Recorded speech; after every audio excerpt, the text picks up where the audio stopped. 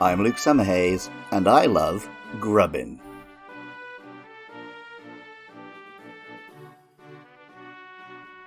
When something minor goes wrong in a computer program, we call it a bug.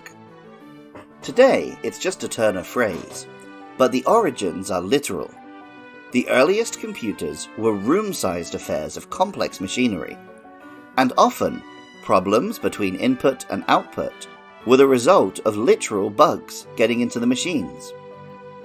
Elsewhere, we link spiders' webs with the internet, and we often find that the most efficient designs for robots and machines are similar to insects. In fact, real insects do use electromagnetic fields to help themselves physically fly and also perceive the world around them.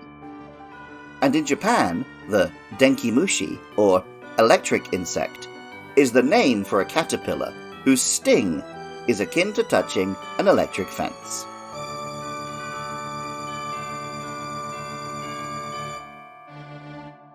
Grubbin is a bug-type Pokemon, a larval insect with two pincers at the front, which stick straight forwards, like the prongs of a Japanese or American electrical plug.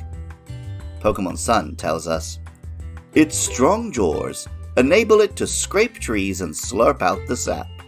It normally lives underground." The name Grubbin comes from grub, a small larval insect, and perhaps plug in, as this could plug into a socket.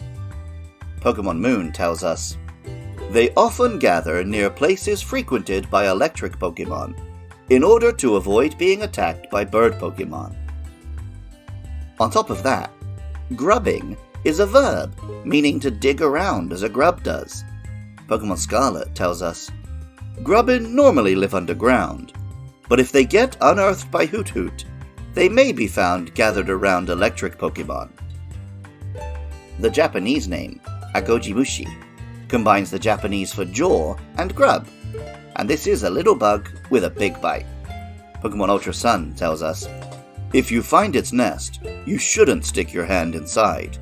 You'll get bitten by an irritated grubbin."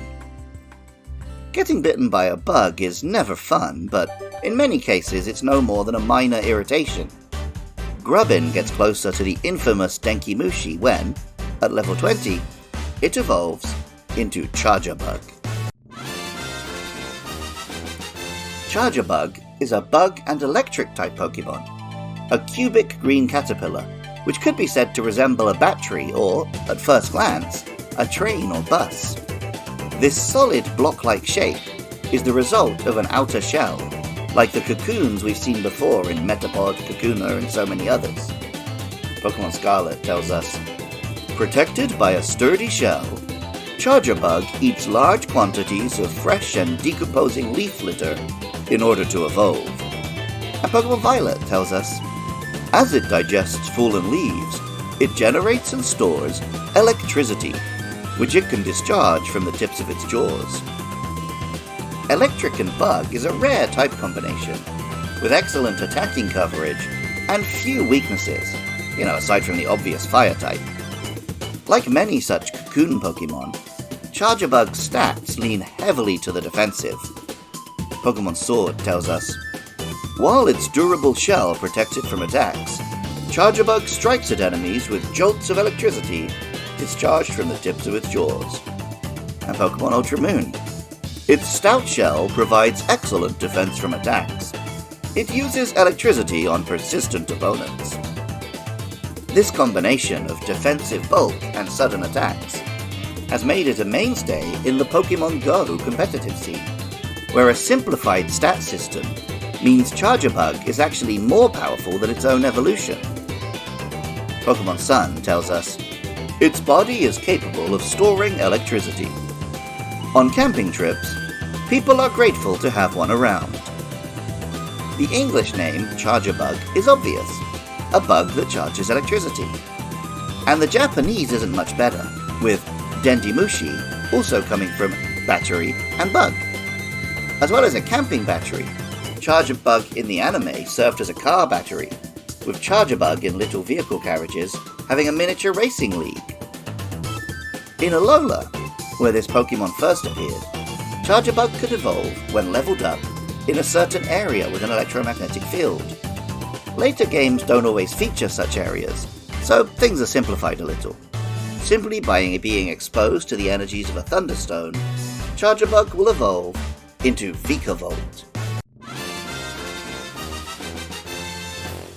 Vikavolt is a sharp, mean-looking beetle with an unfurled pair of buzzing wings.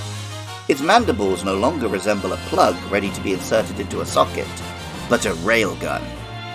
Railguns use electromagnets to sling metal slugs much faster than regular gunpowder weapons.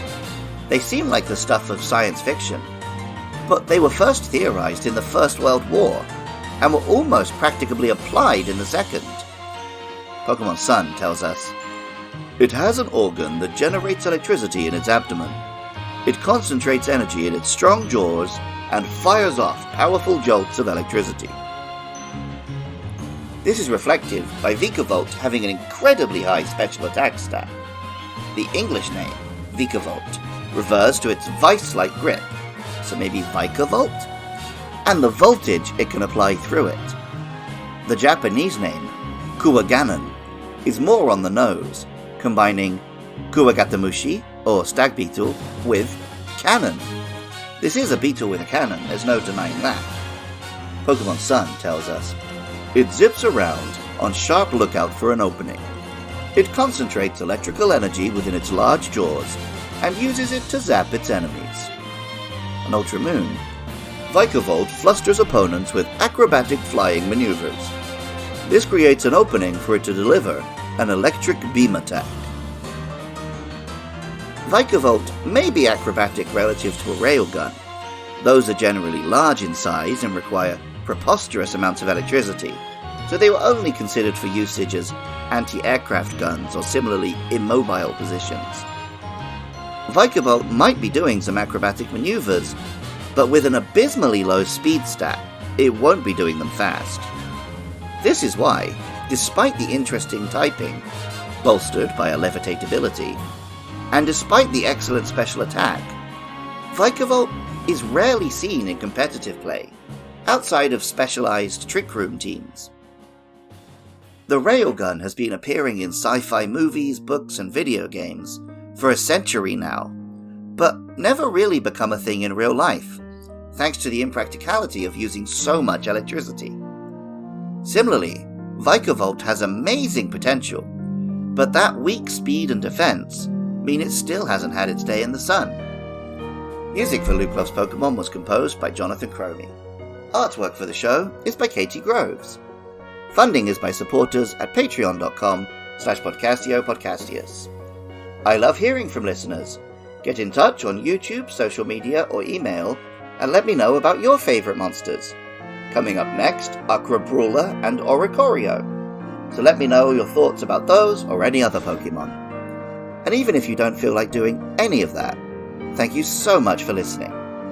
I love Grubbin, and remember, I love you too.